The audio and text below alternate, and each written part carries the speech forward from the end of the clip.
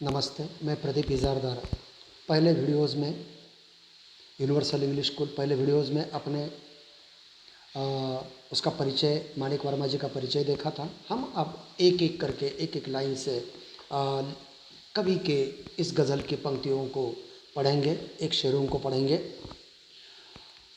पहले शुरुआत में हम कहते हैं, पहली पंक्ति है, आपसे किसने कहा स्वर्णिम शिखर बनकर दिखो। आपसे किसने कहा स्वर्णिम शिखर बनकर दिखो, शौक दिखने का है तो फिर नींव के अंदर दिखो। कहने का तात्पर्य है, कवि कहते हैं कि आपको यहाँ पे तुलना की है बड़े आदमी और छोटे आदमी के बीच में। अगर हमें आगे बढ़ना है तो हमें ग्राउंड लेवल पे काम करना पड़ेगा, बल्कि शिखर की तरफ बाद में देखा जा सकता है। पहले तो हमारा बेस मजबूत होना ज़रूरी है और इसके बारे में ही कवि बताते हैं। आपसे किसने कहा स्वर्णिम, शिखर को कह रहा है। स्वर्णिम का मतलब है शिखर, और वो सुवर्ण का शिखर है, उसे बता रहे। आपको किसने कहा कि आप ये शिखर बनकर देखो।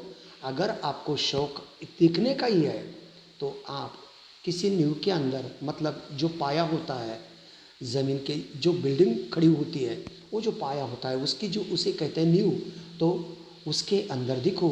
यही बात कवि ये दो पंक्तियों में कहते हैं। आगे कवि क्या कहते हैं, चल पड़ी तो गर्द बनकर आसमानों पर लिखो, और अगर बैठो कहीं तो मील का पत्थर दिखो। मतलब क्या है, कवि कहते हैं कि तुम गर्द बनकर आसमानों पर लिखो। गर्द मतलब धूल, और लिखो। अगर तुम्हें बनना ही कुछ है तो तुम क्या करो, मैल के पत्थर बनो, मतलब अंत तक काम करते रहो। जो आके एक प्रकार का मैल का पत्थर क्या होता है पता है? मैल का पत्थर होता है किसी को मार्गदर्शन करने के लिए उपयुक्त होता है, वो रास्ता बताता है। तो वो रास्ता बताने वाले आप बन जाओ।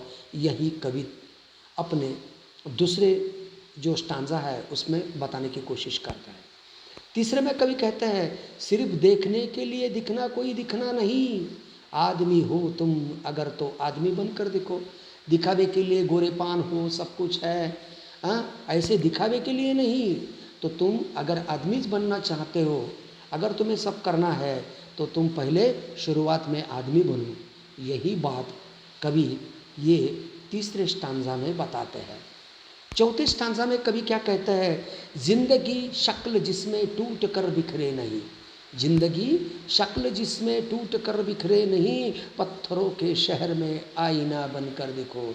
अगर तुम्हें जीना है तो जिंदगी की शक्ल में टूट कर बिखरे नहीं। कितनी भी तुम्हें आपत्ति आए, कितने भी तूफान आए, तो उसमें तुम टूट जाना नहीं।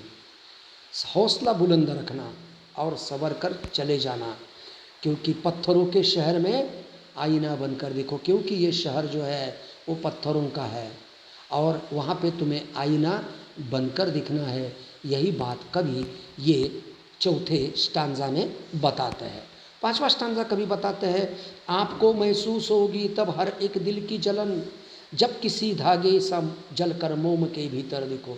अगर आपको महसूस होगी हर एक दिल की जलन, हर एक दिल में एक समस्या को लेकर बहुत तकलीफें हैं, तो उस जलन को तुम देख लो।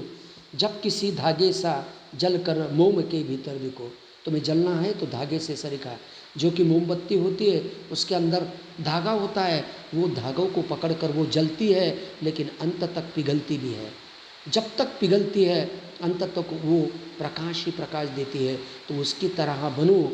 यही बात कवि पांचवें स्टांजे में बताते हैं। तो बच्चों यहाँ पे हम रुकते हैं।